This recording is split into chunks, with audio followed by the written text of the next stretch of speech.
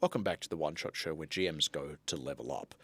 I would say that I myself am the stoic, quiet type. You are the long walks on the beach, romantic type. Would that be fair to say? I do love a long walk on the beach. If we were to boil ourselves down to archetypes, those might be what we are. Obviously, I'm nothing like that. There's no way.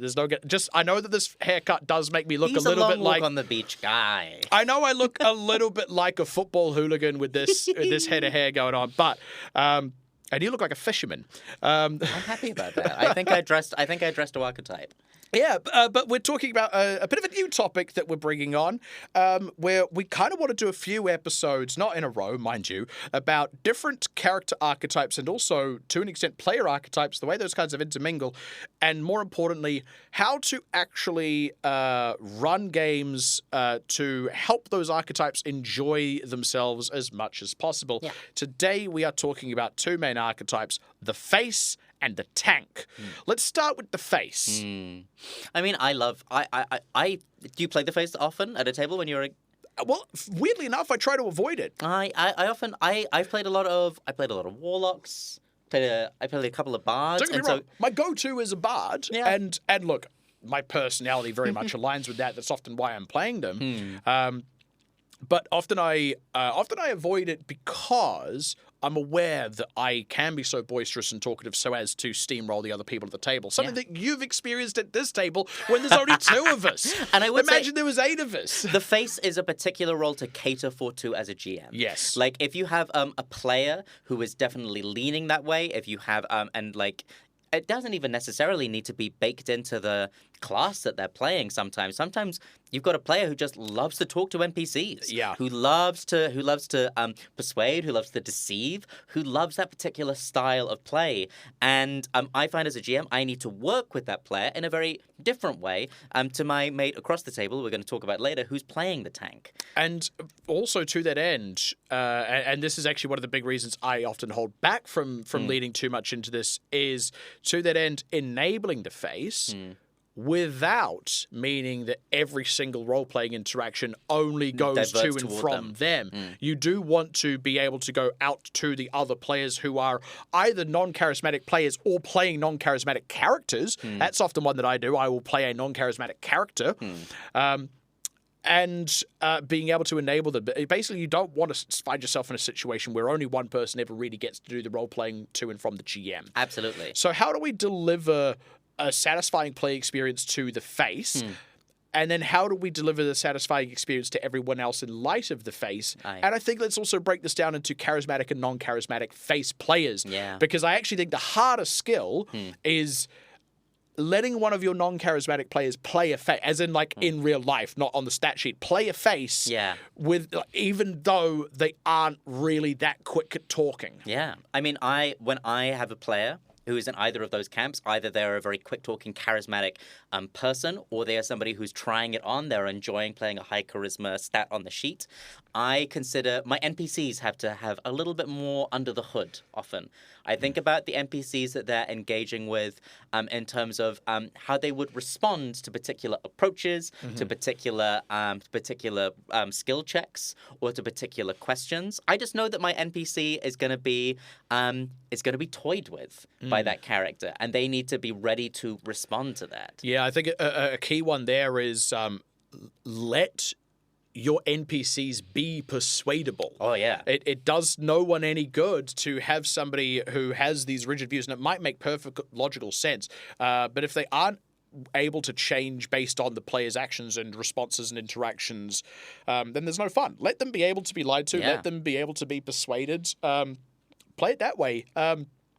And something that you're also sort of describing there is you're actually bearing a lot of load that 5th edition requires you to bear. But Patty, there's a better way, because actually I run, like I said, mostly in Pathfinder 2nd edition, and one of the things I love about it is it does have specific actions that you can take if you have those charisma-based skills like persuasion, like deception, that let you lie. There is one called Make an Impression, and you make a roll, you make a check to make an impression. Cool. So what that does, my charismatic players don't need that.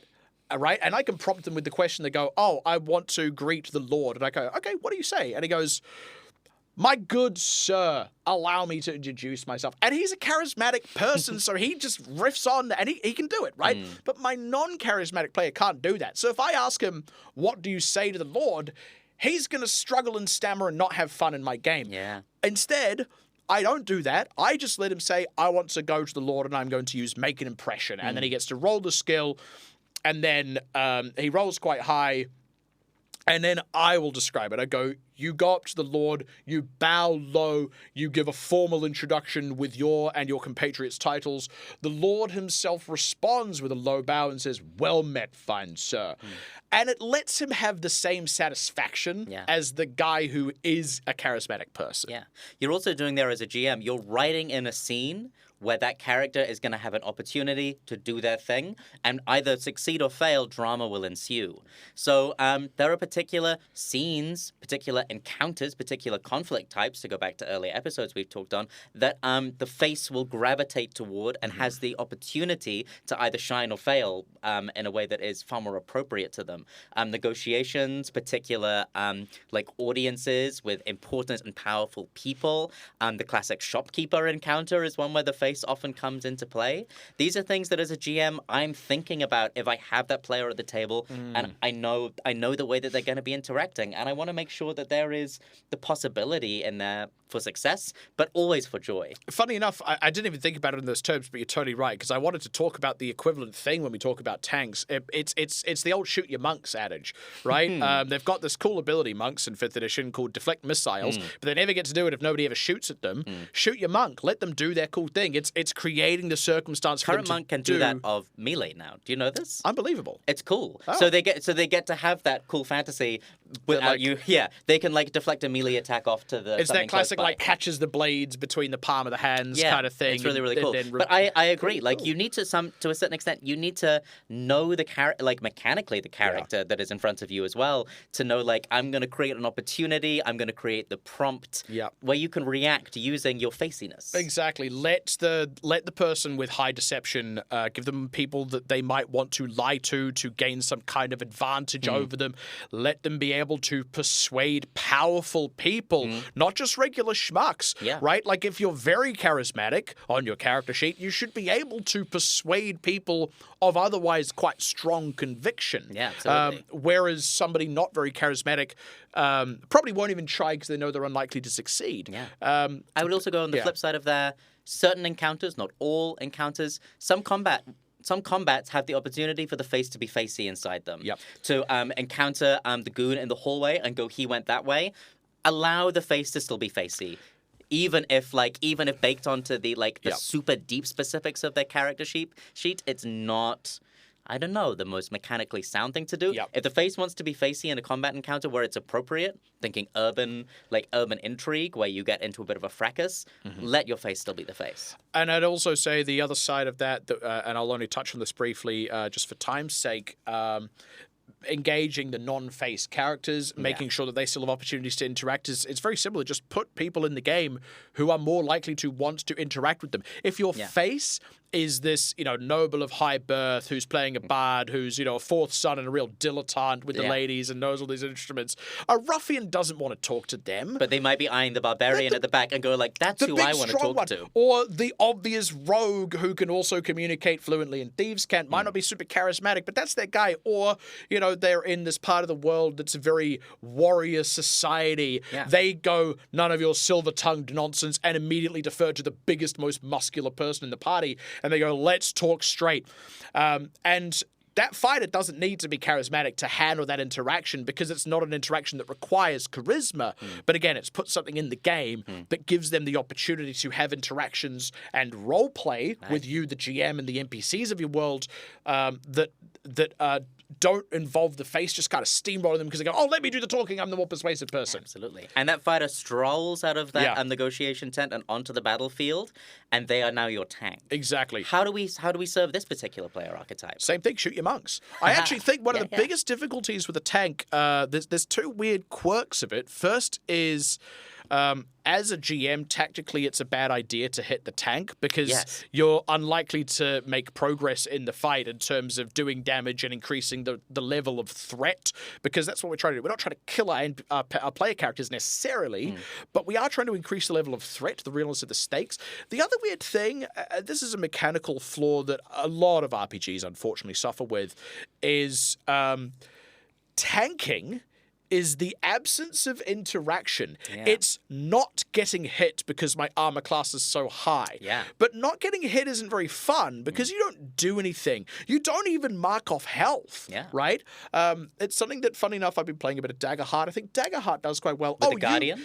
You can spend this resource to degrade that, the power of that hit on you to, you're spending some of your temporary resource to preserve some of your more long-term resource and your health. It gives you things to do and ways to interact, and this non-tanky character has fewer of those armor spots available. Yeah. They have to take more as hit points, but then also there's things like getting in front of people. So look, some systems are just going to handle this better than others, but if you're playing, for example, 5th edition, where it doesn't necessarily have a lot of those tools, then hit your tanks. Let them get up in the enemy's business and be unignorable. Yeah.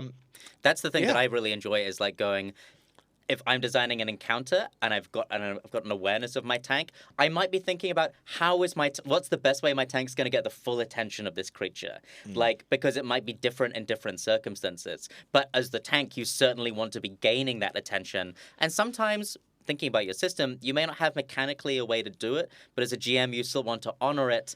I also think if I have a tank in my party, even if I hit them, but I don't meet their armor class, I still try and make it sound like it's going to be a big hit. You describe the blow, this enormous two-handed great axe in this hulking giant's grip.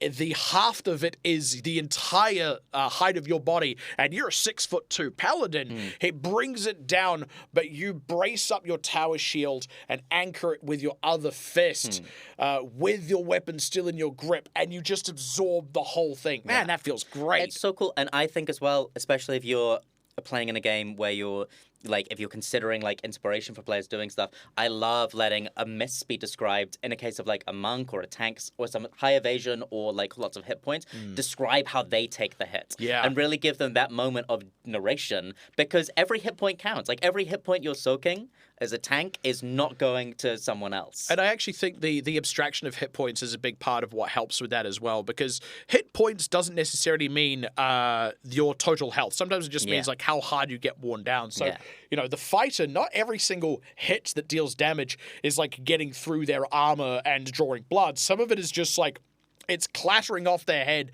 and disorienting them. Yeah. It's getting them more and more out of breath. It's wearing them down. Matt Colville says sometimes heroism points, not hit points. It's their ability to stay heroic. Well, whereas if it's the wizard, because they have so few hit points, the thing that deals 10 damage is somebody hitting their leg hard enough that it almost severs it, right? That's a serious blow. So again, part of it is that description, but it then also means, once you're thinking about hit points in that way, you're describing the tank's damage as this catches you on the pauldron and it chips away at it. You feel the point where a bruise is going to form. It deals 8 bludgeoning damage to you. But you can also describe misses as it glances clean off your pauldron. It hits, but it did no damage. And that's a cool way to abstract that armor class. The difference between your 18 and the wizard's 12 is the 6 of your full plate. Yeah. I also wonder sometimes, it's kind of like the inverse to the face, the tank outside of combat. What can they tank outside of the fight? You go to the drinking contest, you go to the moment where their bulk and their might becomes the source of attention for an NPC, making their tankiness really feel present in all parts of your fantasy. See, I would say this is where it starts to depend on what they actually are, because look, the half-orc barbarian. Yeah, different. He's big and muscular, he's got high constitution, and he could probably drink you under the table. The person who's a tank in the heel tank way, like a paladin, they're not getting drunk at the tavern. They're helping rebuild the ruined chapel. They're like being a pillar of their They're community. hefting the beam onto their shoulder. Yeah, because they can, and they understand that not everybody is as physically blessed as them. So they use their strength for good in all instances, be that combat or otherwise. If it's this is not an archetype that's particularly covered well in 5th edition, but it does exist in others. It's the sort of the blood magic-y heal tank. It's the on the edge of the seat, hit points are always low. The berserker, if you will. They're always on low hit points, but every time they hit, they maybe heal some back or they get temporary hit points. Pugilist gets a little bit like this. Yes. But that person tanks in a very different way. They might not even look like a quote-unquote tank in the traditional sense. They might actually be a master of the mystic arts. So again, the way they role-play their tankiness might be very, very different. I am going to help out in the medical ward, and any time the chief physician isn't looking, I'm going to sap some of my vitality away to heal this person because I know how taboo blood magic is. Yeah. I don't want this to be known. Yeah. But bottom line, make taking damage or not taking damage awesome. Oh, yeah. For that player, it needs to feel awesome either way. Because that's their job, and if they're doing it well, they should feel that internal thrill of the reward. I think over the course of this episode, unfortunately, you and I have done a very poor job of embodying our archetypes of the strong silent type because I've talked a whole bunch, and of fisherman who likes long walks on the beach because we're not on a beach and you haven't caught Jack. We'll see you in the next one. Thanks for tuning into The One Shot Show. If you're enjoying listening to The One Shot Show, why not support us on Patreon? Go to patreon.com/OneShotShow, where you'll be able to find video versions of our episodes, long-form bonus episodes that we release every single month, access to our community Discord server. You can pose questions for our special Q&A episodes, and if you're back at the higher tiers, you can even vote on what questions we cover in our show. Check it out.